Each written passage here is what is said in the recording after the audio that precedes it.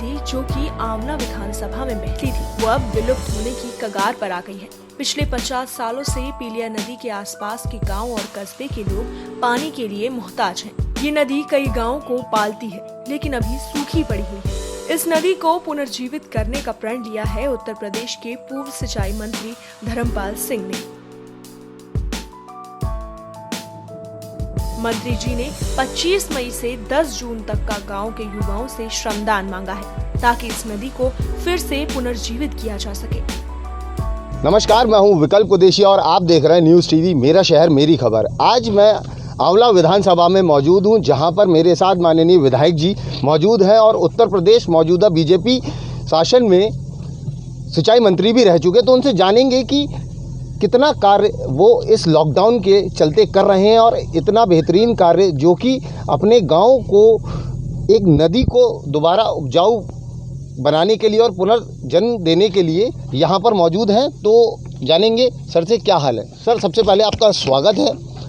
Sir, इस नदी का क्या इतिहास रहा है, इसके बारे में थोड़ा सा प्रकाश डालिए। स्वागत मैं आपका भी करना चाहूँगा। इतनी कड़ी धूप में आप इसको देखने आए हो। इसको आप जो देख रहे हो, ये नदी जो दिखाई दे रही है, ये अविरल और निर्मल पानी इसमें बहता था। ये 40 गांव के आसपास ये नदी गुजरती है। 40 गांव के लोगों को जीवन देने का काम करती है।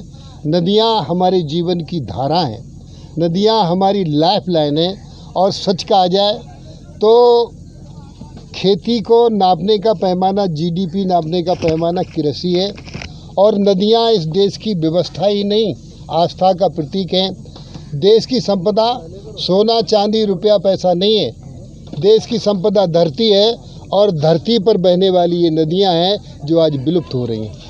आपने यहाँ पर 15 दिन प्रवास करने का वचन जो अपनाया, ये किस तरह से आपके मन में आया और किस तरह से आपने श्रम जो लोगों के लिए बनाया है, मतलब लोगों को मुहिम की तरह ले रहे हैं, एक ये किस तरह से आपने लोगों में? देखिए, इस लॉकडाउन में हम नदी के किनारे बसे गांव में किसानों से मिलने गए। उनसे विशेष अनुरोध किया कि ज़मीन के अंदर पानी नहीं रह गया है। आप लोग बोरिंग करके पानी निकालते हो तो आपके बोरिंग पानी छोड़ जाते हैं। पानी ज़मीन में है ही नहीं, ग्राउंड वाटर ख़त्म हो रहा है। और नदियाँ और तालाब जीवित नहीं रहेंगे तो ज़मीन के अंदर पानी नहीं आएगा, फसलें नहीं रहेंगी, उत्पादन बंद हो जाएगा। तो क्या आप इस नदी में श्रमदान करोगे? आप चाहते हो कि ये नदी पीलिया जीवित कर ली जाए? सभी किसानों ने, सभी ग्रामवासियों ने कहा कि आप साहब नदी को जीवित करिए, हम श्रमदान करेंगे। तो आज ये हो रहा है काम। ये मनरेगा से अभी काम नहीं है। हम माननीय प्रधानमंत्री नरेंद्र मोदी जी ने कहा है कि प्रवासी मजदूरों को भी काम मिले। इस नदी पर प्रवासी मजदूरों को भी काम मिलेगा। जिला अधिकारी से बात भी होगी, नीतीश कुमार जी से। ये जो 7 किलोमीटर नदी है, जिसमें कहीं नदी है कहीं खेत हैं, इसको तो हम श्रमदान से जीवित करेंगे। और 4 किलोमीटर नदी है, बिल्कुल खेत बने, उसको नरेगा से जीवित करने का काम प्रशासन के द्वारा किया जाएगा।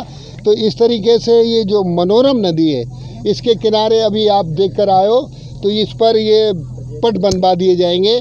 और इसको पटरी जब हो जाएगी, इसके दोनों किनारे वृक्ष होंगे और नदी में पानी बहता होगा। तो आप ये महाभारत कालीन एक तरीके से पर्यटन का केंद्र भी होगा। आप देखने आओगे। ये पीलिया नदी वो पीलिया नदी नहीं है, उस समय की पीलिया नदी दिखाई दे रही है जो आप कौरव और पांडव हुआ करते थे।